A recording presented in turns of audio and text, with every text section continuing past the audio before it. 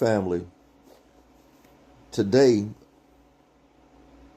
I would like to talk about the spirit of Jezebel, which is a narcissistic spirit that is found inside of the assemblies falsely called the church, and that is found in marriages. The spirit of Jezebel is a narcissistic spirit that will not submit to the natural divine order of the Creator, Yahuwah. Jezebel is a very narcissistic and manipulative spirit that likes to operate covert behind the scenes.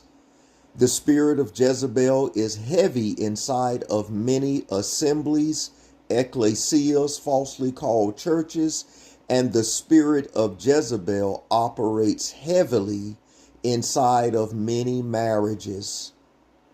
Jezebel is a manipulative, narcissistic, very covert and controlling spirit that needs to be exposed inside of the assemblies and marriages. I have a few things that I would like to share with you, and I will be back with you momentarily. Fair use. Want to be held accountable. She wants to run from accountability and authority. So she does whatever she can to stay out from covering. She gossips, she complains. There's no minister, there's no ministry that's good enough for her. In fact, if they are and they try to hold her accountable, she flips the script and blames them for the reason why she doesn't commit. Rebellion is as the sin of witchcraft. Wherever there's rebellion, there's witchcraft. The wearing of makeup was taught to mankind by demons, as mentioned of in the book of Enoch. Jezebel wears form-fitting and revealing clothing. Jezebel would not or will not submit to the authority of her husband. This spirit, should I say, is very manipulative. Jezebel is a cunning spirit that likes to operate behind the scenes, because the spirit of Jezebel does not like to be exposed publicly. Pay attention to this false and wicked, unclean spirit.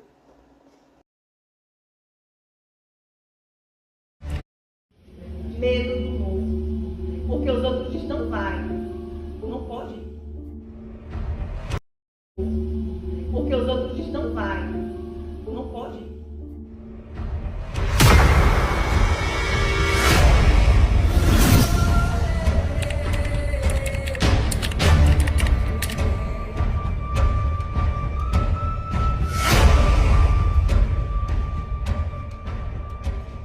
In the book of James 4:4, friendship of the world is enmity or hatred with Abba Yahuwah.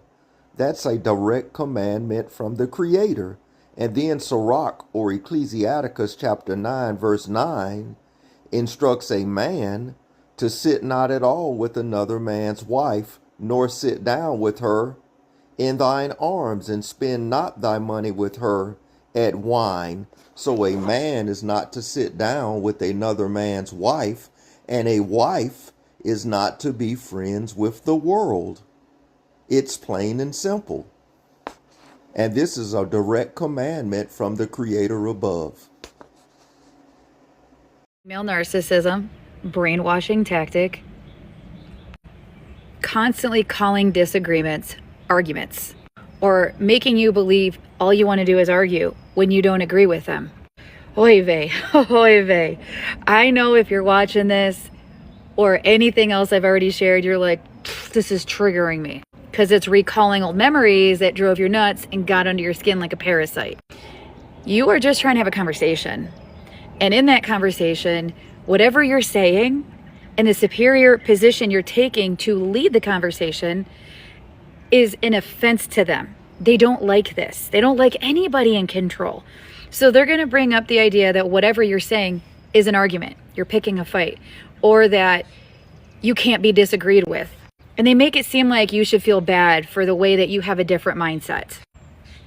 You know, if you know, you know. If this resonates, comment below. The spirit of Jezebel is a very narcissistic spirit that loves to manipulate and control behind the scenes. This spirit, family, is rampant inside the ecclesia called churches, and this spirit of Jezebel, which is a narcissistic spirit, is rampant in many marriages. They control suddenly, and the Jezebel narcissistic spirit operates in victimhood, never taking responsibility for their actions, always finger pointing and being the victim in all cases. This is very rampant in modern day marriages and assemblies. In the book of John, chapter 4, I would like to give an example of a spirit of Jezebel or a narcissistic spirit in a woman not taking accountability for her actions. In the book of John, chapter 4, we're going to go down to about, let's pick it up at verse 6 here. I have a lot of things going across my mind simultaneously. In the book of Yehukanan, chapter 4, verse 6, pay attention. Now Jacob's well was there. Yahushua, therefore, being wearied with his journey, sat thus on the well, and it was about the 6th hour. There cometh a woman of Samaria to draw water. Yahushua saith unto her, Give me water, give me to drink. Verse 8, for his disciples were gone away unto the city to buy meat. Verse 9, the woman of Samaria said unto him, How is it that thou, being a Jew or a Hebrew, asketh drink of me, which am a woman of Samaria? For the Hebrews or the Jews have no dealings with the Samaritans. Verse 10, Yahushua answered and said unto her, If thou knewest the gift of Elohim, and who it is that saith to thee, Give me water to drink, thou wouldest have asked of him, and he would have given thee living water. Verse 11, the woman saith unto him, Sir, thou hast nothing to draw with, and the well is deep. From whence then hast thou the living water? Verse 12, Art thou greater than our father Jacob? Jacob is not the father of Samaritans, but that's another lesson. Art thou greater than our father Jacob, which gave us the well and drank thereof himself and his children and his cattle? Yahushua answered and saith unto her, Whosoever drinketh of this water shall thirst again, but whoso drinketh of the water that I shall give him shall never thirst. But the water that I shall give him shall be in him a well of water springing up into everlasting life. Verse 15. Pay attention, family. The woman saith unto him, Sir, give me this water that I thirst not, neither come hither to draw. Verse 16 is why we came here, family. Pay close attention. Yahushua saith unto her, Go call thy husband and come hither.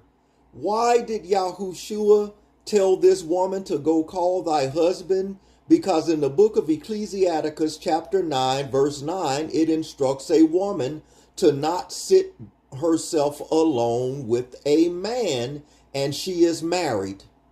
So a married woman is not supposed to be sitting alone talking with another man outside of her husband, as it says in Sirach chapter 9 verse 9 and James chapter 4 verse 4. That is a direct commandment of Yahuwah unto women. You are not supposed to be gallivanting and talking with other men outside of your husband. Friendship of the world, ladies, is enmity with Yahuwah. That has nothing to do with the insecurity of a man. That's a direct commandment of Yahuwah. Look at what verse 17 said. The woman answered and said, I have no husband. How is it that this woman has no husband when physical relations with the consenting adult female virgin is marriage? Deuteronomy chapter 22, verse 13 through 21. Genesis chapter 24, verse 16 and verse 67. Genesis chapter 38, verse 2, New Living Translation. Physical relations with the consenting adult female virgin and her father's permission is marriage. Look at what this woman says in verse 17. After the Messiah said, "You shouldn't be talking to me without your husband, go call him," she's telling a lie in verse 17. Look at what it says, family. The woman answered and said, "I have no husband." This is what the average woman in society says, and they're not virgins. If you're not a virgin, you're married. The woman answered and said, "I have no husband." Yahushua said unto her, "Thou hast well said, I have no husband." Verse 18, pay attention, family. "For thou hast had 5 husbands, and he who thou now hast is not thy husband. In that sayest thou truly." You are not supposed to be going tent peg to tent peg. Abba Yahuwah hates covenant breaking. And covenant breakers who have not repented will end up in Sheol. Verse 18, let's skip down here. Look at verse 21. Yahushua said unto her, "Woman, believe me, the hour cometh when ye shall neither in this mountain nor in Jerusalem worship the Father. Ye worship, ye know not what. We know what we worship, for salvation is of the Hebrews," or Jews. "But the hour cometh, and now is, when the true worshipers shall worship the Father in spirit and truth." What's the truth? Thy righteousness is an everlasting righteousness, and thy law is the truth. Ladies, the truth is you're only supposed to have one husband, one sexual partner your whole life. Jezebel is a narcissistic spirit that loves to portray victimhood. The spirit of Jezebel never takes responsibility for any of their failed actions or past marriages. Look at what it says here. "For the true worshipers shall worship the Father in spirit and truth, for the Father seeketh such to worship him. Elohim is a spirit, and they that worship him must worship him in spirit and truth." Verse 25 is why we came here. Look at what it says, family. "The woman saith unto him, I know that the Messiah come, which he is come. He will tell us all things." Yahushua saith unto her, "I speak unto thee, I am he." And upon this came his disciples and marveled that he talked with this woman. Yet no man said, "What seekest thou?" or "Why talkest with her?" The woman then left her water pot and went her way into the city, and saith to the men, "Come see a man which told me all things that I ever did. Is this not the Messiah?" He told her, "Woman, you ain't supposed to be talking to me by yourself. Go get your husband." She lied and said she didn't have a husband. Yahushua told her she slept with 6 men. And the man you have now is not your husband. Then the woman testified in verse 29 that everything he said was the truth. The spirit of Jezebel is a subtle, manipulative spirit of victimhood that never takes responsibility. This spirit must be cast out fast. You must fast to cast it out. Be baptized so you can banish this spirit from amongst marriages and the assembly of the ecclesia, falsely called the church.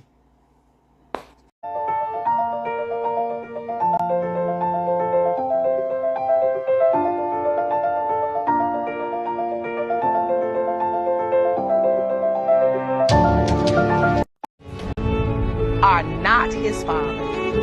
Jill, calm down, baby. It's okay. We're all here. We're We're all here. I'm here.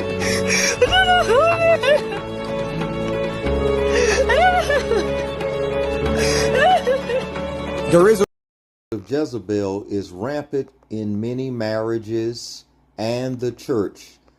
The spirit of Jezebel will use any manipulation tactic they have in their arsenal, including victimhood and even tears. A Jezebel narcissistic spirit will even use tears and victimhood to get their way. I would like to show a few examples of this, and I am not throwing all women under the bus, but the spirit of Jezebel and this narcissistic spirit in modern day society must be confronted and banished and cast out from among us. Pay close attention. You are not.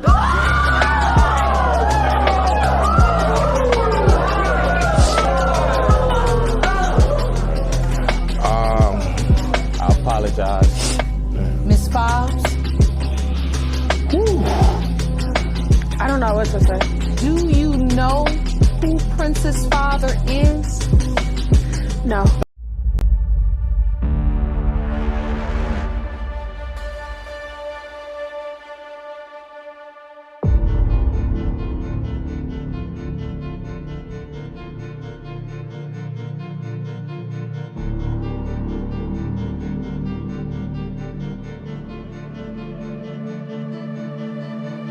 Covert narcissist, she's self-conscious to the point of being neurotic, meaning she's emotionally unstable, irritable, anxiety-riddled, often depressed, and filled with self-doubt and other negative feelings. She is fully preoccupied with what others might be thinking or saying about her. She is very concerned with the opinions of others, to the point of obsession and sometimes even paranoia. And she cares much more about appearances than she does reality. And it's this deep-seated self-consciousness that drives her hypersensitivity. She is hypersensitive to any perceived criticism. Any perceived criticism will result in your having accidentally or otherwise inflicted narcissistic injury and thus inciting narcissistic rage. You're being abused by a narcissistic woman. Number one, playing the victim. When she pins, pricks you, pins, pricks you, pins, pricks you, pokes you, pokes you, pokes you, and then finally, when you raise your voice, get angry, or show any type of aggressiveness, then she, that's playing the victim. Number two, when she gives you the silent treatment, I'm not talking about like for an afternoon, I'm talking about long-term punishing silence or even acting like you don't exist, like a little child for long periods of time. That's an abuse tactic. Number three, withholding love, withholding affection, withholding sex. That's emotional abuse. Number four, guilt trips. And number five, she talks bad about you to other people, friends, family, even your friends. That's a smear campaign. What was your score? Along with me, family, a Jezebel narcissistic spirit. When a person wants to leave you, Jezebel and the spirit breaks covenant.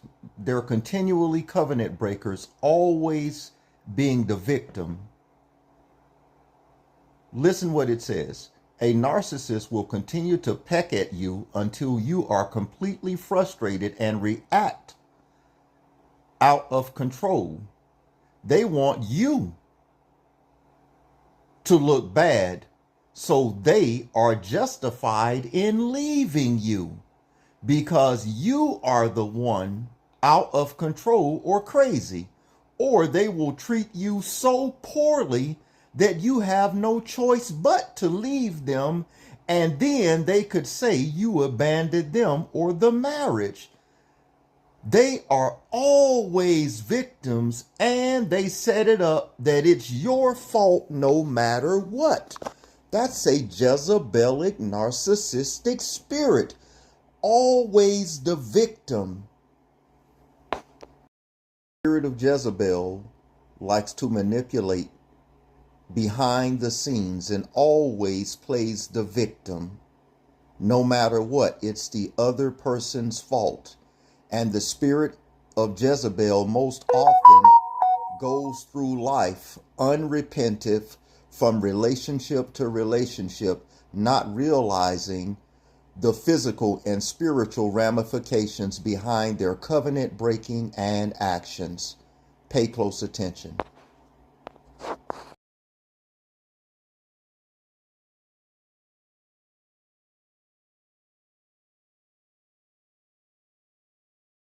spirit of Jezebel likes to manipulate behind the scenes and always plays the victim. No matter what, it's the other person's fault. And the spirit of Jezebel most often goes through life unrepentive from relationship to relationship, not realizing the physical and spiritual ramifications behind their covenant breaking and actions. Pay close attention. The spirit of Jezebel will use all type of emotional tactics or anything in its arsenal to get its way with society, in marriages, and in the assembly. Watch this, family.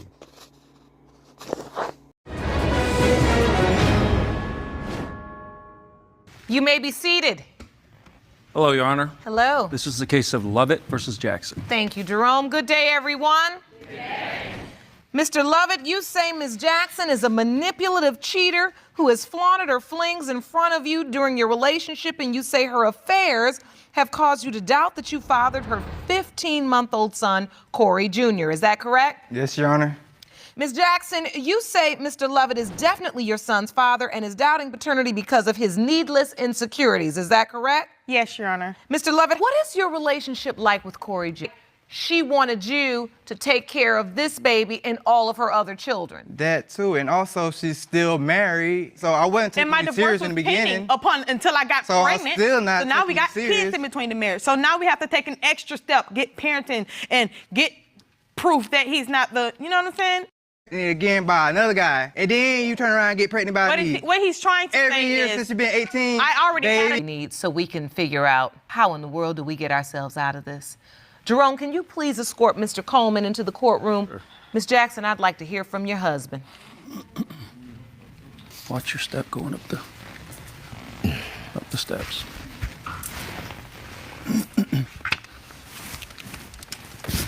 Thank you for joining us today, Mr. Coleman. How you doing? Very well, thank you. How long have you been married to Ms. Jackson? 6 years. 6 years. Separated for 4 years. In your mind, is there any chance you are Corey Jr.'s biological father? No, Your Honor. None. No. I have my own life going on. I just had 2 beautiful twins. I'm just waiting for my divorce, for them two to get themselves together so I could finally have my divorce. it's holding off both of our life. We both can't get divorced. He has another woman, other kids in between the marriage. I have another man and kids between the marriage. We can't get a divorce because this boy won't sign the affidavit stating that those are his Y'all should have kids. been got a divorce before you met me. Yeah, you're and right. Before your other baby daddy. When so I shut up, met don't you, mess it with was me, bruh. pending. Well, you're in legal limbo. Are so important. Very important. The stakes are high. I think it's time to go to the results. Jerome, I'm ready. Thank you. You're welcome. We have 2 results today. These results were prepared by DNA Diagnostics, and they read as follows. In the case of Lovett versus Jackson, when it comes to 1-year-old Corey Lovett Jr., it has been determined by this court. Mr. Coleman, you are not his father.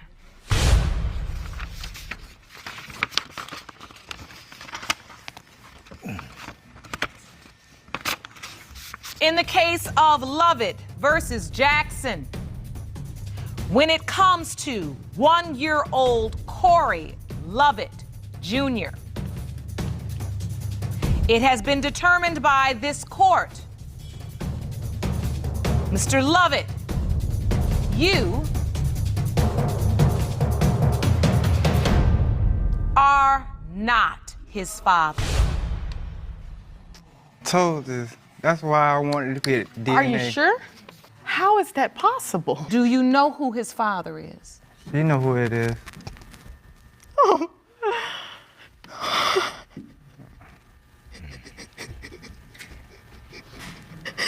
Oh my God. Do you need to sit down, Ms. Jackson? Oh my God. Oh my God. Oh my God. Oh. Closing, family, I want you to meditate and think heavily on what I'm about to say. The spirit of Jezebel and narcissism is so rampant that they have paternity court shows all over TV. Jerry Springer, Maury, you name it, because the spirit of Jezebel, the narcissistic spirit, uses emotion and sympathy to try to lure the people in on their side, all while being demonic and utterly evil. This spirit must be banished from our society, and it can only be banished. It cannot be banished until it is identified, as we have done in this short lesson. The demonic, narcissistic spirit of Jezebel always hides behind victim mentality. Now that this spirit has been exposed, you can begin to, not only in your assemblies, ecclesias, and marriages, learn to identify this spirit so it can be banished and cast out. One of the strongest attributes of a person who has the indwelling of a demonic, Jezebelic, narcissistic spirit is victimhood, crocodile tears.